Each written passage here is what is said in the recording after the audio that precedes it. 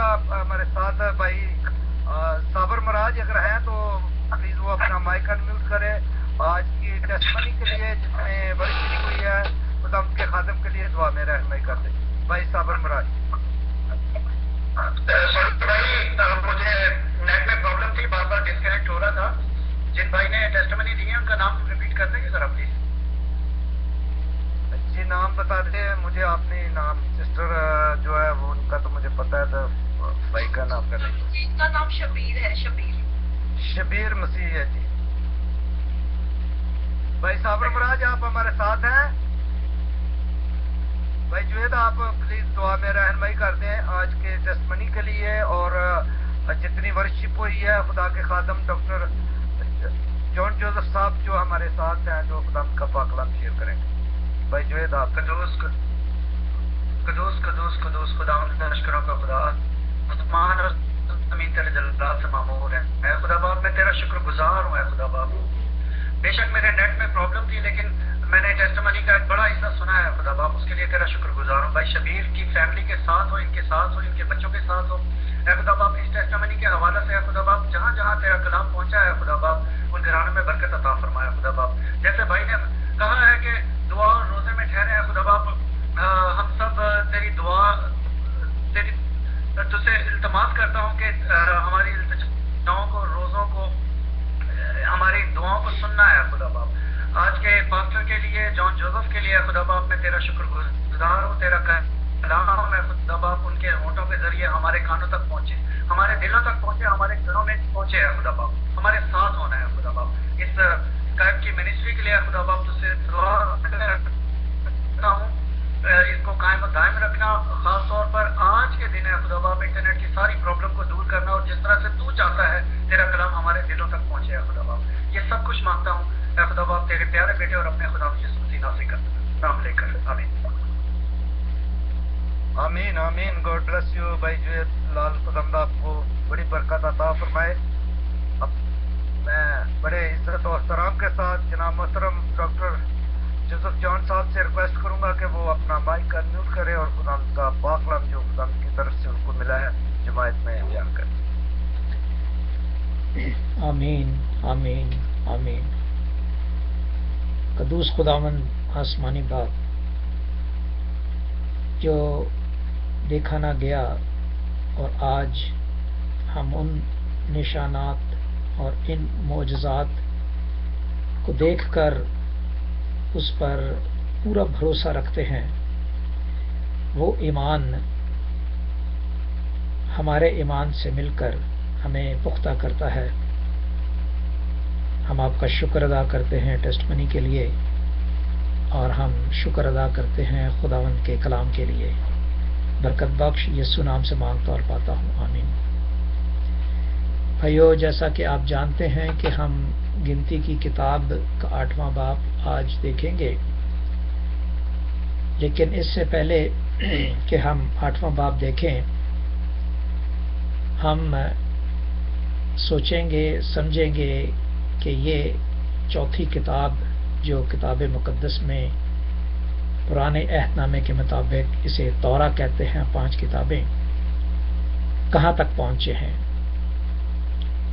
اور اس میں جو مدد خداوند نے مجھے دی ہے اس کلاس میں ہم وہی مدد حاصل کرتے ہیں ایک دوسرے کی بہتری کے لیے اور آج دیکھیں گے کہ وہ مدد ہم میں کتنی پختہ ہوئی ہے اور ہم کہاں تک پہنچے ہیں پیدائش کو سمجھنے کے لیے خروج کو سمجھنے کے لیے لیویٹیکس کو سمجھنے کے لیے اور گنتی کی کتاب جو ہم پڑھ رہے ہیں اس کو سمجھنے کے لیے تو میں آپ ہی سے درخواست کروں گا کہ پیدائش کی کتاب پیدائش کیوں کہلاتی ہے میں پہلے بھی بیان کر چکا تھا میرا خیال ہے آپ جانتے ہیں اور دوبارہ آج ہم رپیٹ کر لیں تو کوئی برائی اس میں برائی نہیں ہے پیدائش کی کتاب پیدائش کیوں کہلاتی ہے کوئی بھائی اور بہن جی خداوند نے یہ سٹارٹ دنیا کا جب دیا، جیسے کہ خدا نے زمین آسمان کو بنایا، اسی لیے اس کو پیدائش کہا گیا، کیونکہ خدا نے نیک کام سارے کیے تھے 6-7 دن میں. تو خدا نے یہ کام کرنے کیے، پھر اس نے جیسے کہ 7ویں دن خدا نے اپنے آپ کو آرام کیا. تو یہ پیدائش اسی لیے ہم کہہ سکتے ہیں کہ اس میں خدا نے وہ کام کیے جو اس نے اپنے ہاتھ سے بنی آدم کو بنایا اور اس میں زندگی کا دم پھونکا.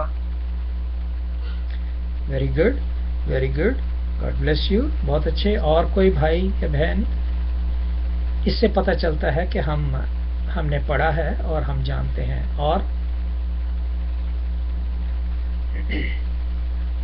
جی اب نوٹ کرتے جائیں، کیونکہ یہ پیدائش کی کتاب ہمیں مکاشفہ تک نیا عہدنامہ سمجھنے کے لیے ہمیں مدد دیتی ہے. پیدائش کی کتاب بہت ضروری ہے ہمارے لیے اس کو سمجھنا اور اس کو دوسروں کے سامنے بیان کرنا، کیونکہ دوسرے لوگ جو یسوع کو نہیں جانتے وہ ہسٹری چاہتے ہیں، وہ تاریخ چاہتے ہیں. تو پیدائش میں ایسی تاریخ ہے کہ ہر چیز خداوند نے اپنے دور کے مطابق اپنے بندوں میں ایک ایسی پیدائش پیدا کی ہے جو ہم پیدائش کی کتاب میں وہ دیکھتے ہیں. پہلی پیدائش ہم دیکھتے ہیں کس کی ہوئی؟ زندوں کے ماں باپ کی. پہلی پیدائش کس کی ہوئی؟ ہم دیکھتے ہیں زندوں کے ماں باپ کی. زندوں کے ماں باپ یعنی جسم میں جو زندے ہیں ان کے ماں باپ. اور انہیں کہا گیا کہ یہ زندوں کی ماں ہے، اور وہ آدم جو ہے وہ زندوں کا باپ کہلایا گیا. پہلی پیدائش. دوسری پیدائش جو ہوئی وہ آرام دینے والے کی، آرام کی پیدائش. دوسری جو پیدائش ہوئی ہے وہ آرام دینے کی پیدائش ہوئی ہے. اور وہ کون ہے؟ لکھتے جائیں، اگر آپ لکھنا چاہیں تو آپ جب میں بتا رہا ہوں تو آپ اس کو غور سے دیکھیں. آپ کو خداوند اور زیادہ ترقی دے گا، اور زیادہ حکمت دے گا اس کو سمجھنے میں. جتنی مجھے سمجھ ہے میں بتاتا ہوں، جب آپ پڑھیں گے تو اور سمجھ آئے گی. دوسری پیدائش ہوئی ہے آرام دینے والا، نکالنے والا اور خبر گیری کرنے والا. وہ ہے نوح.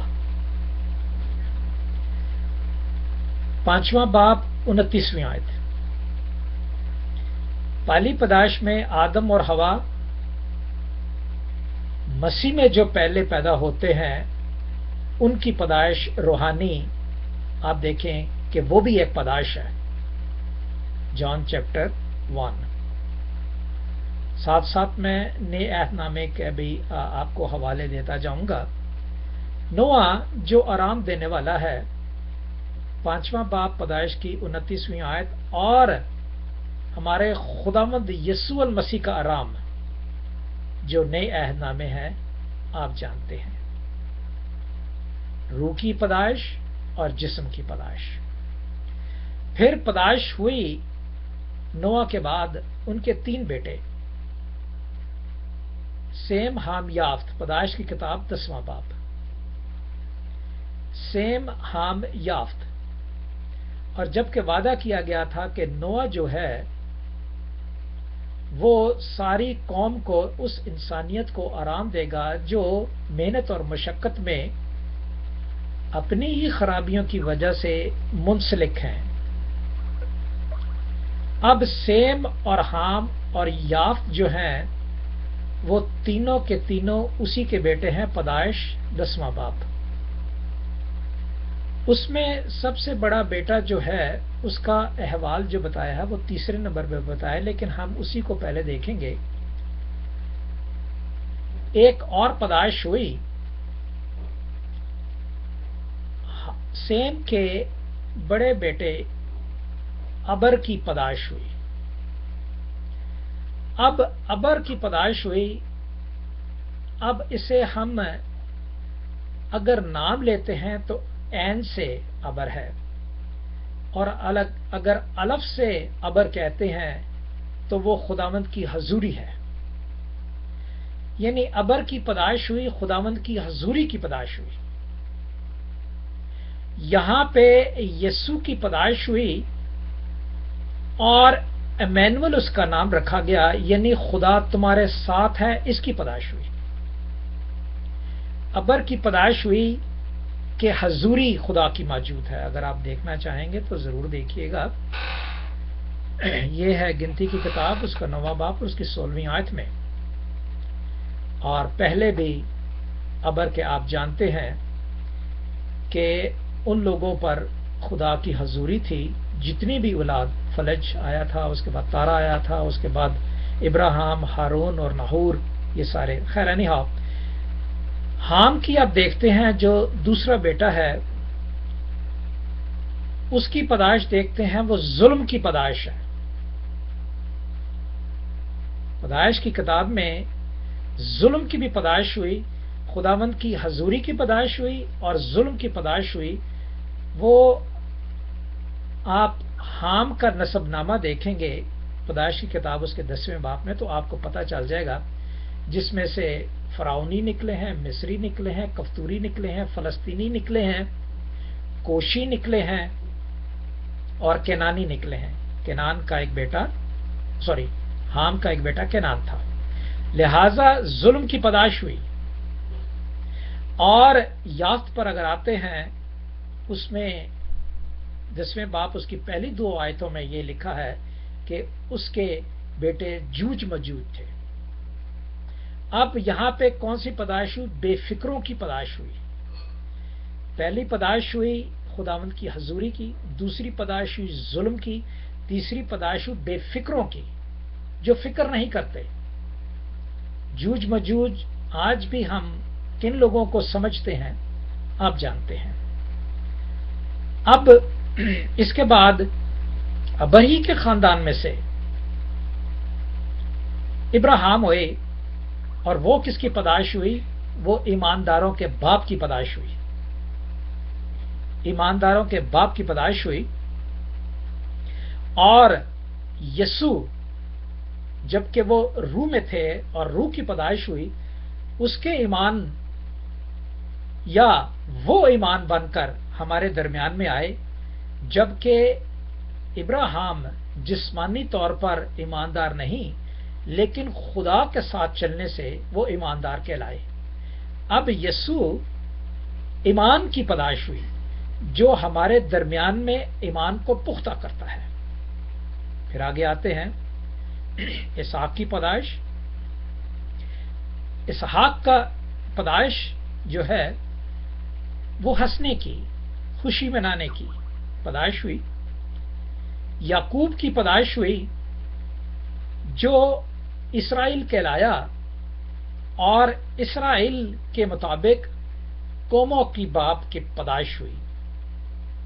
اب یعقوب کی پیدائش جو کہ اسرائیل کہلایا، وہ ہے 32 باب، پیدائش کی کتاب 32 باب 27 اور 28 آیت. اور یہ قوموں کا باپ یعنی قوموں کے باپ کی پیدائش ہوئی.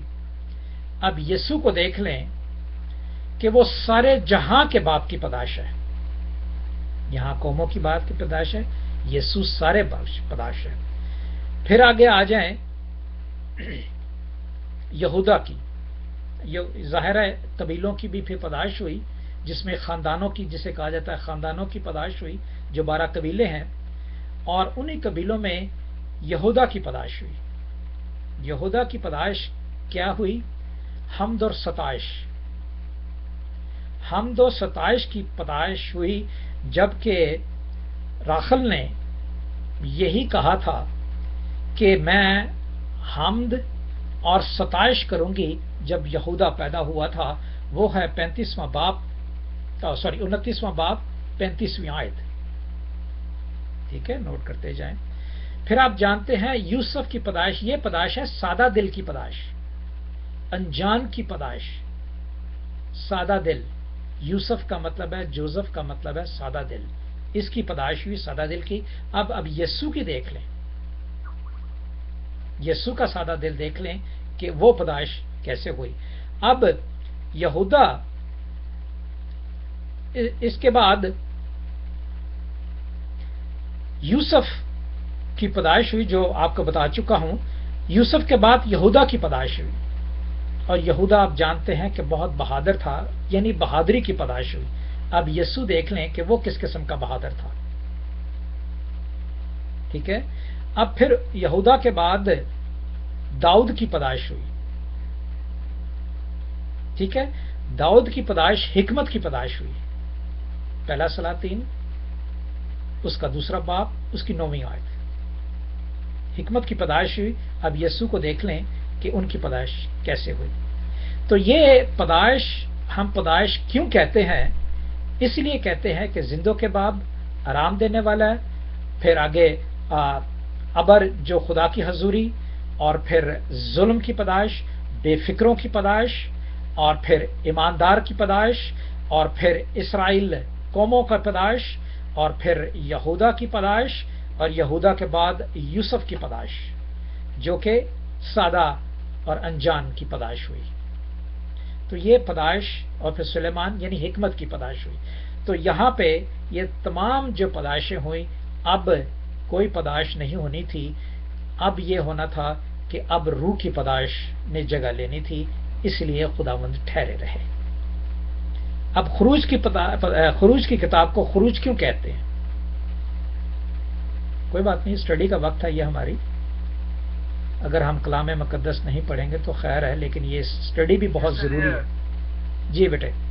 جی بھائی. اس لیے کہ وہ ملک مصر سے جب انہوں نے کوچ کیا تو اس لیے خروج وہ ادھر سے نکلے. جی بالکل، کیونکہ خروج جو ہے اس کا مطلب ہی خود ظاہر کر دیتا ہے کہ وہ کیا ہے.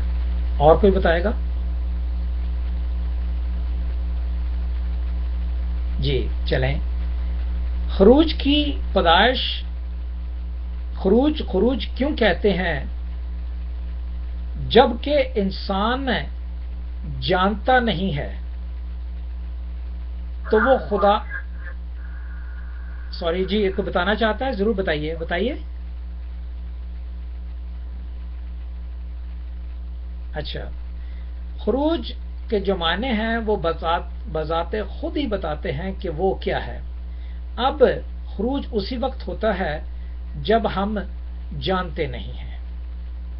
اور پہلے ہی باب میں، پہلی ہی آیت میں لکھا ہے خروج کی کہ مصر میں ایک نیا بادشاہ آیا، فرعون آیا، جو یوسف کو نہیں جانتا تھا. اب آپ دیکھ لیں، جب وہاں کا حکمران یا وہاں کے لیڈر یا وہاں ادھر اس کی اپنے اتنے بڑے حاکم جو رہا ہے اس کو نہیں جانتا، تو پھر خدا کو کیا ضرورت ہے کہ اپنے بندوں کو وہاں رکھے؟ اگر جانتا ہوتا تو ایسا ہی کرتا کہ جیسے اس کے باپ دادا فرعون نے اسے حاکم بنا کر وہاں اس ملک میں رکھا تھا، اور 14 سال کی حکمت اس نے پورے مصر کے لیے بتا دی تھی کہ کیا ہے. آپ جانتے ہیں. تو خروج بھائیوں جو ہے وہ ہمیں کیا خروج کی کیوں ہے؟ اس لیے کہ خروج نہ جاننے کا ایک حصہ ہے جس میں نکلنے کے لیے خداوند نے کہا گیا ہے، اور اس کے بعد جب نکلے جاتے ہیں چاہے انسان کے ساتھ چاہے خدا کے ساتھ نکال دیے جاتے ہیں تو پھر کیا ہوتا ہے؟ خداوند نے ان کی بہتری کے لیے قانون دیے، کیونکہ قانونوں کی وجہ سے، قانون نہ ماننے کی وجہ سے، قانونوں کو نہیں جانتے تھے خدا کے قانونوں کو، اس لیے غلطیاں کر کر کے وہ ظلم اٹھاتے تھے وہاں پہ. اس لیے خدا نے انہیں قانون دیے. خروج کی کتاب 20واں باب، تاکہ وہ جہاں سے وہ نکلتے ہیں ویسی ہی حرکتیں وہ کنعان کے ملک میں جا کر نہ کریں. اور بیچ کنعان کا ملک اور سینا کا، یہ سینا صرف کوہ سینا کا علاقہ نہیں ہے، بلکہ سینا کا جو جگہ ہے وہ پورا عرب ہے، جس میں دبئی، شارجہ، عجمان، کویت، قطر، سعودی عرب، یمن، یہ ساری جگہ یہ سینا کی جگہ کہلاتی تھی. اس میں پہاڑی تھی کوہ سینا. اس پہاڑی تک جو ہے وہ خدا نے انہیں لے کر گیا اور وہاں پر جا کے انہوں نے انہیں قانون دیے کہ کوئی سینا سے کنان کا جو آدھا سفر باقی ہے وہ کیسے گزرے گا، اور اگر وہ نہیں جانتے، نہ جاننے کی وجہ سے وہ مصر سے نکالے گئے تھے، نہ انہوں نے خدا کے بارے میں ان لوگوں کو بتایا اور نہ وہ جان سکے، اس لیے ان پر ظلم ہوتے رہے۔ اب آگے آتے ہیں لیویٹکس، احبار کیوں کہتے ہیں؟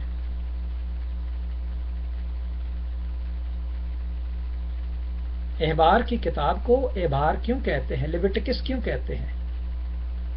لیویٹکس اس لیے کہتے ہیں کیونکہ یہ لاویوں کے خاندان کے اوپر نام رکھا گیا تھا لیویٹکس، اور لاوی کے خاندان کا جو سربراہ تھا وہ موسیٰ اور ہارون تھے، اس لیے اسے لیویٹکس کہا گیا، اور اسی قانون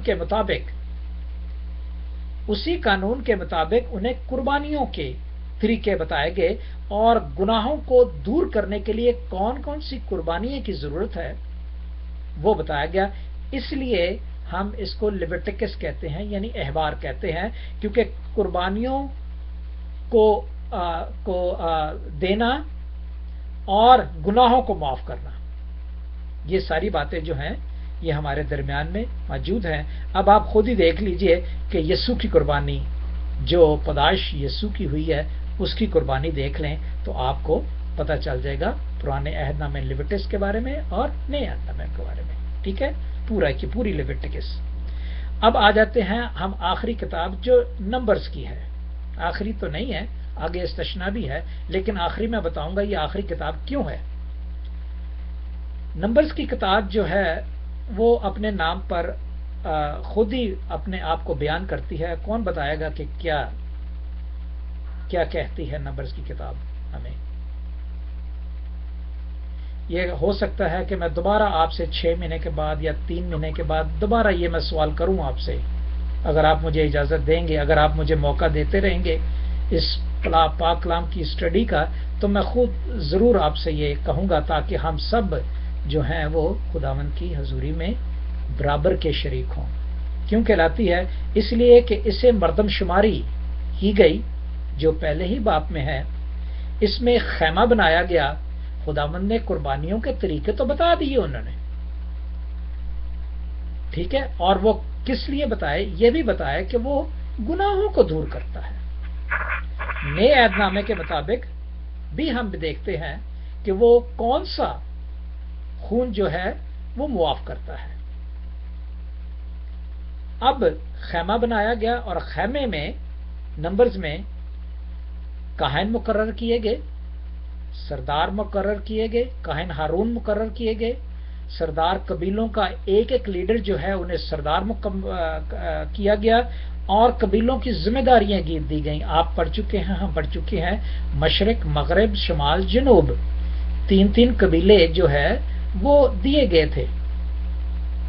تیسرا باب، گنتی کی کتاب اس کے تیسرے باب میں دیے گئے تھے، تاکہ وہ باہر کے لوگوں کو، خیمے کے جتنے بھی باہر ہیں لوگ، ان لوگوں سے وہ اس خیمے کو بچا سکیں۔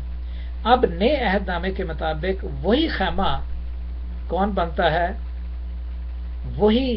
وہ پردوں کا یا کیلوں کا یا لکڑیوں کا خیمہ نہیں، وہ جسم کا خیمہ ہمارے درمیان میں موجود ہوا، جو خود جسم خدا موجود تھا، اور جب وہ ہم میں موجود ہوتا ہے تو ہمارا بھی خیمہ جو ہے وہ خداوند کی حضوری میں قائم ہو جاتا ہے، اور اسی میں ہم کاہن بھی ہوتے ہیں، سردار بھی ہوتے ہیں، اور یسوع کی ون نیشن کرسچن فیلوشپ ہوتی ہے، ٹھیک ہے۔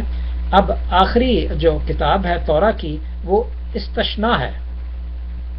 تورا کی کتاب جسے بگننگز کہتے ہیں، تورا یعنی تاریخ، تورا یعنی بائبل۔ تورا کا بیسکلی مقصد ہے کسوٹی، کسوٹی کا یہ مقصد ہے کہ ناپنا۔ بائبل کا مطلب بھی ہے کسوٹی، کسوٹی کا مطلب ہے ناپنا۔ نہ زمین کو، نہ آسمان کو، نہ کسی چیزوں کو، بلکہ انسان اپنے آپ کو ناپے کہ وہ کس جگہ پر ہے، کتنا اونچا ہے اور کتنا نیچا ہے، کلام کے ذریعے۔ اس لیے بائبل کا مطلب یہ ہے کہ میں اپنے آپ کو ناپوں کہ میں کتنا اونچا ہوں اور میں کتنا نیچا ہوں، میں کتنا چوڑا ہوں، میں کتنا لمبا ہوں۔ ٹھیک ہے، استثنا کی کتاب جو ہے وہ 4 پہلی بکس کو، پیدائش کی کتاب، خروج کی کتاب، لیویٹکس اور گنتی کی کتاب کا ذکر استثنا میں ہے، اور اس کے بعد جو 4 کتابیں ہیں یعنی یشوع، قضا یعنی ججز، پہلا سیمول، دوسرا سیمول، اور پھر پہلا سلاطین اور دوسرا سلاطین، فرسٹ اینڈ سیکنڈ کنگز۔ تو یہ بعد کی 4 جو کتابیں ہیں وہ ان کا ذکر استثنا میں آتا ہے۔ اگر ہم استثنا پڑھ لیں گے، ہم پڑھیں گے، خداوند نے ہمیں ہمت اور طاقت دی، اور اگر آپ نے اجازت دی تو ہم پڑھیں گے۔ تو اس میں ہم 8 کتابیں جو ہیں 39 میں سے 8 کتابیں جو ہیں وہ ہم پوری کر لیں گے۔ تو خداوند کے نام کی تعریف، خداوند کے نام کی حمد اور خداوند کے نام کو جلال پہنچے کہ ہم فوقتاً خداوند کے کلام کو رپیٹ کرتے رہتے ہیں کہ ہم جو ہیں کہیں بہک نہ جائیں۔ لہذا میں آپ کے صرف، میرا ٹائم تو ہو گیا ہے ویسے، کیونکہ میں 3:15 بجے ختم کرنا چاہتا ہوں، لیکن میں آپ کے 5 منٹ اور لوں گا تاکہ جو 8واں باب ہے اس کی بھی تصدیق ہو جائے گنتی کے لحاظ سے، کہ اس میں ہمارے لیے بہت اچھی جو مکاشفہ میں باتیں لکھی ہوئی ہیں وہی 8ویں باب میں لکھی ہوئی ہیں۔ تو ہم مکاشفہ نہیں سمجھ سکیں گے جب تک کہ ہم یہ 8واں باب نہیں دیکھیں گے، اس کا پہلا باب بھی مکاشفہ کا نہیں سمجھ سکیں گے جب ہم یہ نہیں دیکھیں گے، رائٹ؟ تو کون پڑھے گا میرے لیے 1 سے 4 آیات تک گنتی کی کتاب؟ اور خداوند نے موسیٰ سے کہا کہ ہارون سے کہہ، جب تو چراغوں کو روشن کرے تو 7 چراغوں کی روشنی شمعدان کے سامنے ہو۔ چنانچہ ہارون نے ایسا ہی کیا، اس نے چراغوں کو اس طرح جلایا کہ شمعدان کے سامنے روشنی پڑے، جیسا خداوند نے موسیٰ کو حکم دیا تھا۔ اور شمعدان کی بناوٹ ایسی تھی کہ وہ پالے سے لے کر پھولوں تک گری ہوئی سونے کا بنا ہوا تھا۔ جو نمونہ خداوند نے موسیٰ کو دکھایا، اسی کے موافق اس نے شمعدان کو بنایا۔ خداوند کے پاک کلام پڑھے سنے جانے پر خداوند کی برکت ہو۔ ہاللویہ، تھینک یو بھائی، ہاللویہ، ہاللویہ کہنے کو جی چاہتا ہے۔ کتنی اچھی بات ہے، مکاشفہ میں چراغ کون ہے، کس کی کون سی روحیں ہیں جنہیں چراغ کہا گیا ہے، اور کون سی کلیسیاں ہیں جنہیں چراغدان کہا گیا ہے۔ ٹھیک ہے، مکاشفہ ضرور پڑھیے گا، آپ کو پتہ چل جائے گا۔ اب چراغ کیا کرتا ہے؟ اس کی روشنی ہے، وہ روشن ہے۔ اور چراغدان کیا کرتا ہے؟ وہ روشنی کو منعکس کرتا ہے۔ جب یہاں پہ چراغ رکھنے کے لیے کہا، اور وہ کہاں رکھنے کے لیے کہا؟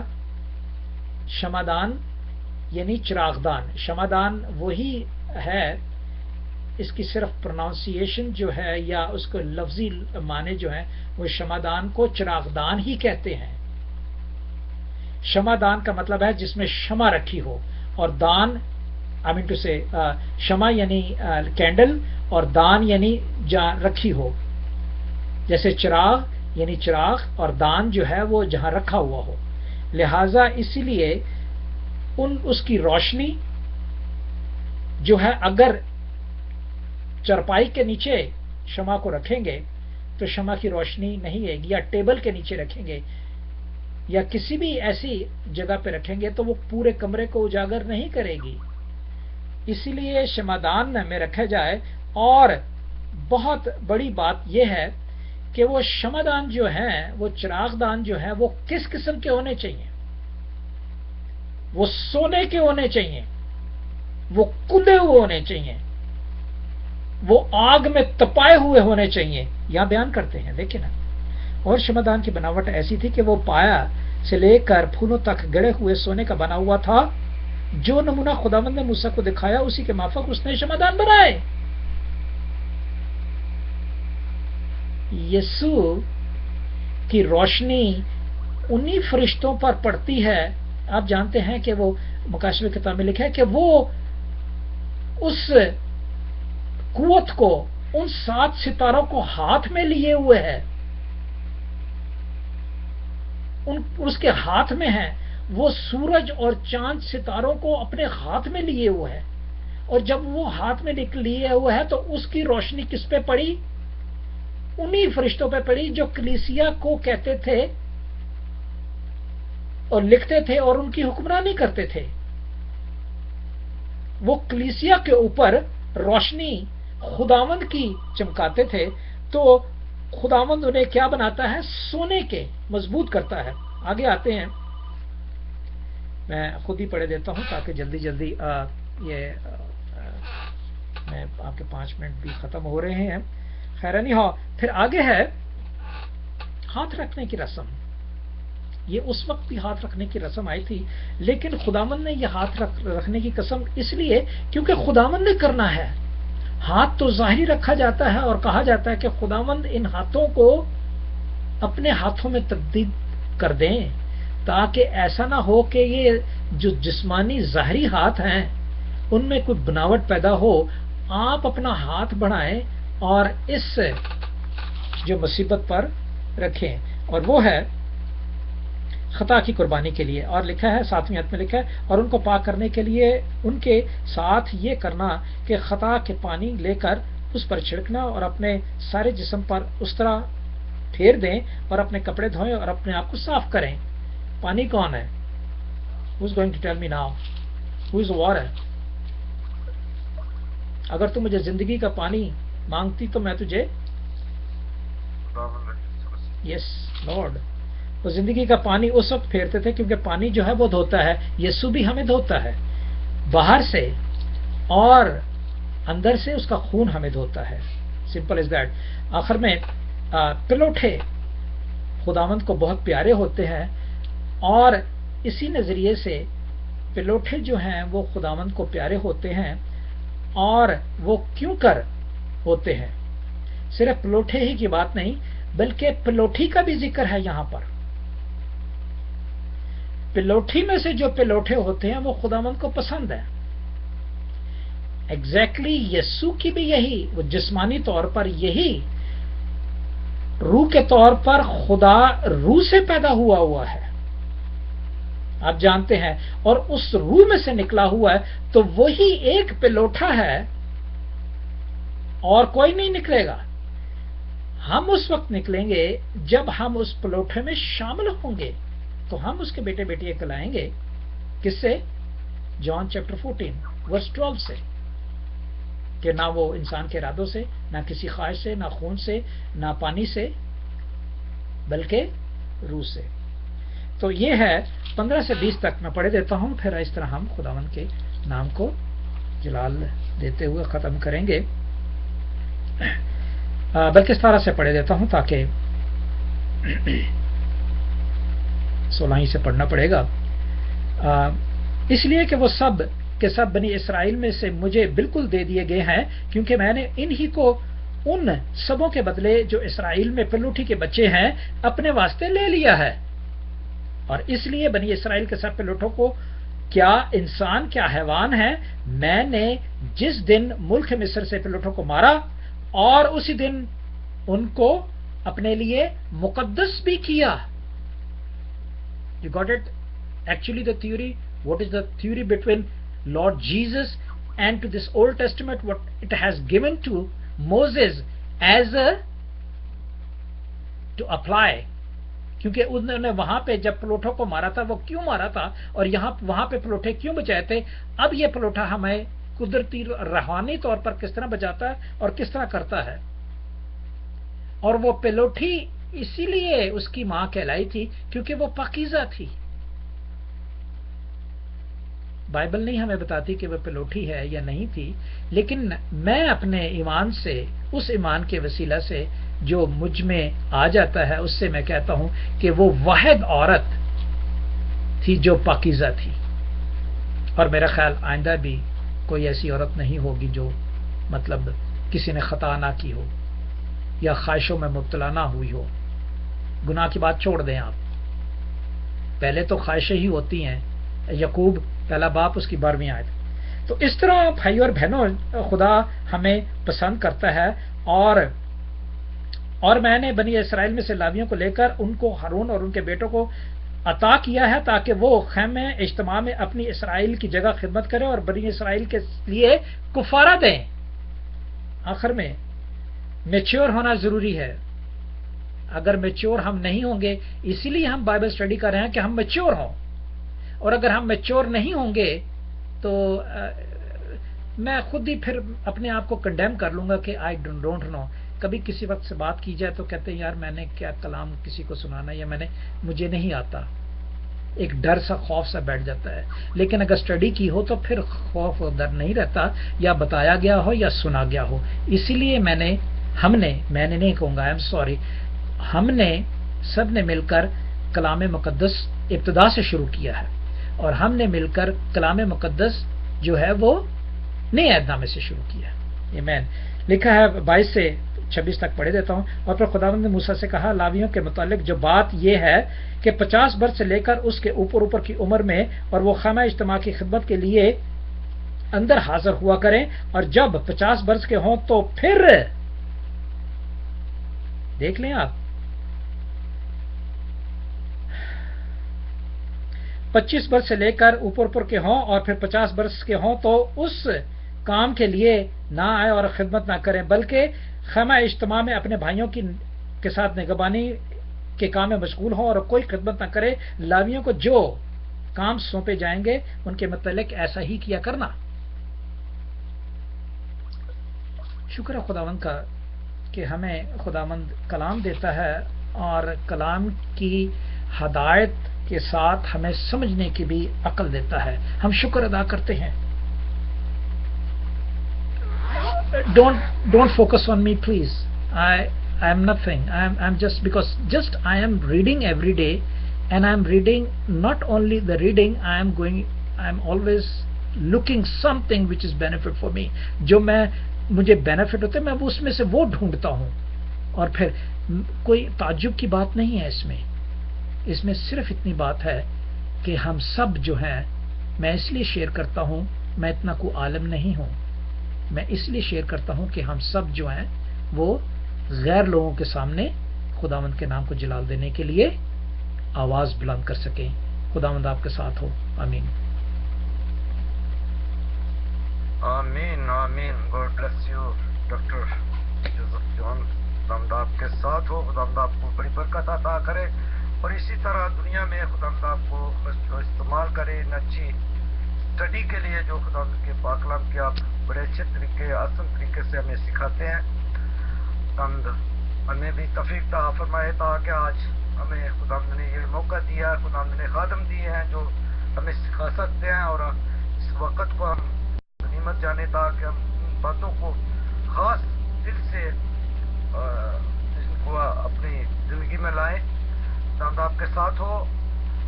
میں ریکویسٹ کروں گا ہمارے ساتھ پاسٹر لطیف جان ہیں، اگر میری آواز کو سن رہے ہیں تو خداوند کے خادم کے لیے، آج کے میسج کے لیے، حاضری جماعت کے لیے دعا میں رہنمائی کر. پاسٹر لطیف جان. ہمارے اگلی اور زندہ جلالی آسمانی باپ، شکر گزار ہے زندگی کے لیے اور خدا تیرے زندگی بخش کلام کے لیے، ان تمام سچائیوں کے لیے خدا جو تو نے ہمیں اپنے بندہ کے وسیلہ سے بتائیں، سکھائیں، سمجھائیں تاکہ خدا آپ ان باتوں کو سمجھ کر اپنی عملی زندگی میں اپنا سکیں. خدا تو اپنے بندہ کو اور زیادہ کثرت سے برکت پا کر اور اپنے جلال کے لیے استعمال کر. حاضر جماعت کے لیے دعا کرتے ہیں خدا جنہوں نے آج کے اس پاک کلام کے وسیلہ سے برکت کو حاصل کیا. خدا تو دن دگنی اور رات چگنی ہم سب کو اپنی برکات سے مالا مال کر، تاکہ ہم خدا اپنی زندگیوں کو تیری مرضی کے مطابق ڈھالتے ہوئے تیرے نام کو جلال دے سکیں. یہ دعا تیرے پیارے بیٹے اپنے خدا یسوع کے جلالی اور بابرکت نام سے مانگتے ہیں. آمین. آمین. آمین. آمین. آمین. خدا آپ کے ساتھ ہو پاسٹر لطیف جان.